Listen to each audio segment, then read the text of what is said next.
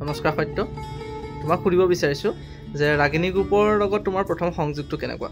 মোৰ সংযোগ খুবেই ভাল আছিল। 2024 চনত যেতিয়া ভাইৰেল লিংক ওলাইছিল তেতিয়া মই এই গ্ৰুপৰ লগত সংযোগ আছিলোঁ আৰু এটি সৰু চৰিত্ৰ দৰাৰ ওপৰত মই আছিলোঁ আৰু ভিডিঅ'টো খুব ভালো হৈছিল। প্ৰিয় কুৱেশ্যনটো হৈছে যে ৰাগিনী গ্ৰুপৰ পৰা তোমাৰ পোৱা উপহাৰটো কি? উপহাৰ বুলি ক'বলৈতো বহুতেই আছে, কিন্তু বিশেষকৈ 2025 চনত যেতিয়া আমাৰ কিচিন ধান্দা ওলাইছিল তাতে এটি মই বগীৰাম চৰিত্ৰ মানে কৰিব পাইছিলোঁ আৰু সেই চৰিত্ৰটো খুবেই ভাল হৈছিল আৰু মানে বহুত ভাইৰেলো হৈছিলে। সেইটোৱে তোমাৰ উপহাৰ বুলি ভাবা? মই উপহাৰ বুলি ভাবোঁ। দ্বিতীয় কুৱেশ্যনটো হৈছে যে ৰাগিনী গ্ৰুপৰ পৰা পোৱা তোমাৰ দুখটো কি? দুখটোতো আছেই, বিশেষকৈ এটা দুখেই আছে, টাইম মেনেজমেণ্টৰ ক্ষেত্ৰত মানে গ্ৰুপটোৰ প্ৰায় সংখ্যক চৰিত্ৰ টাইমত একেবাৰে বেয়া। পৰিচালকৰ নহয় আৰু হ'লে। তাৰ পিছৰ কুৱেশ্যনটো হৈছে যে ৰাগিনীয়ান হিচাপে নিজকে পৰিচয় দি তুমি ভাল অনুভৱ কৰা নে বেয়া? ভাল অনুভৱ কৰোঁ, কাৰণ এইখনেই এখন প্লেটফৰ্ম যাৰ জৰিয়তে আমি চৰিত্ৰ ৰিভিউ কৰিব পাৰিছোঁ। তাৰ পিছৰ কুৱেশ্যনটো হৈছে যে ৰাগিনী গ্ৰুপৰ তুমি আটাইতকৈ ভাল পোৱা ব্যক্তিজন আৰু আটাইতকৈ বেয়া পোৱা ব্যক্তিজন? বেয়া পোৱা ব্যক্তিৰে সংখ্যা বেছি, গোটেইখিনিকে বেয়া পাওঁ। তেন্তে ভাল কাক পোৱা? ধেমালি কৰিছোঁ।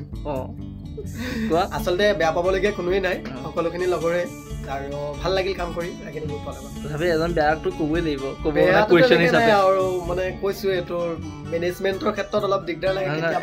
কোনোবা এটাতো ক'ব লাগিব আটাইতকৈ বেছি তাক ভাল পোৱা। আটাইতকৈ বেছি ভাল পাব লগাটো তেনেকেতো চবকে ভাল পাওঁ। এনেইতো তাক ক'বই লাগিব কুৱেশ্যন কৰিছোঁ যেতিয়া এটা। নহয় চবকে ভাল পাওঁ আৰু চবেই একতা হৈ থকাতে বিচাৰে।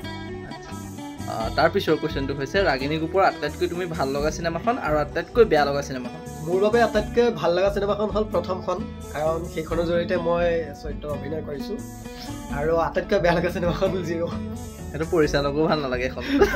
আচলতে সেইখনত কিছুমান ভুল ক্ৰুটি হৈছে বাৰু, সেইখিনি আমাৰো হৈছে। সেইখন বহুত স্পীডত কৰা হ'ল, চিনেমাখনো বহুত স্পীডত কৰা হৈছিল, আৰু বিশেষকৈ মানে জিৰ' চিনেমাখন কৰাৰ সময়ত আমাৰ অসমৰ যিটো হাৰ্টথ্ৰব জুবিনদাৰ গম পাইছে আৰু সেইটো সময়ত নাইকিয়া হৈ গৈছিলে। সেইটো কাৰণে আমিও মানে ইমান মেণ্টেলি প্ৰস্তুত নাছিলোঁ।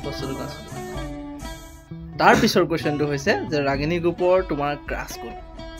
ক্ৰাছ বুলিবলেতো এগৰাকী আছে, কিন্তু আমি প্ৰথম নহয় কিচিন ধান্দা ছেকেণ্ড পাৰ্টৰ টাইম মোৰ ৱাইফ হৈছিল, আপোনালোকে হয়তো জানেই, আৰু তাই আছিলে মোৰ ক্ৰাছ। আচলতে সেয়া আমাৰ ৰিয়েল লাইফতে আছিলে, ৰিয়েল লাইফত নহয়। আমি ৰিয়েল লাইফতে আগতে দেখা পাম বুলি আশা কৰিছোঁ। ভণ্টি হয় ভাল, তেনেকুৱা একো নাই। ঠিক আছে, আমি ধেমালি কৰিছোঁ বাৰু। সত্য, একেবাৰে সৰ্বশেষত তোমাৰ পৰা জানিব বিচাৰিছোঁ যে ৰাগিনী গ্ৰুপৰ পৰা তুমি অনাগত দিনবিলাকত কি আশা কৰা? ৰাগিনী গ্ৰুপৰ পৰা মই অনাগত দিনত এটাই আশা কৰিম, সকলো একত্ৰিত হৈ যাতে এখন ভাল চলচ্চিত্ৰ, যিখন বৰ্তমান সমাজৰ লগত জড়িত কাহিনী, হাঁহি কান্দোন সকলোৰে উপভোগ কৰিব পৰাকৈ এখন চলচ্চিত্ৰ যাতে আমি দিব পাৰোঁ। শ্বৰ্ট ফিল্ম হিচাপেই হওক বা এঘণ্টা, খুব বেছি এঘণ্টাৰ ভিতৰত এখন চলচ্চিত্ৰ দিব পাৰোঁ। আৰু আশা কৰিম মই গোটেইখিনি সকলোকে একেলগে থাকি চলচ্চিত্ৰখন আমি 2026-27ৰ ভিতৰত ৰিলিজ দিব পাৰোঁ। তোমাৰ সুস্বাস্থ্য কামনা কৰিছোঁ, আগলৈ তুমি এনেকৈ ভালকৈ থাকা।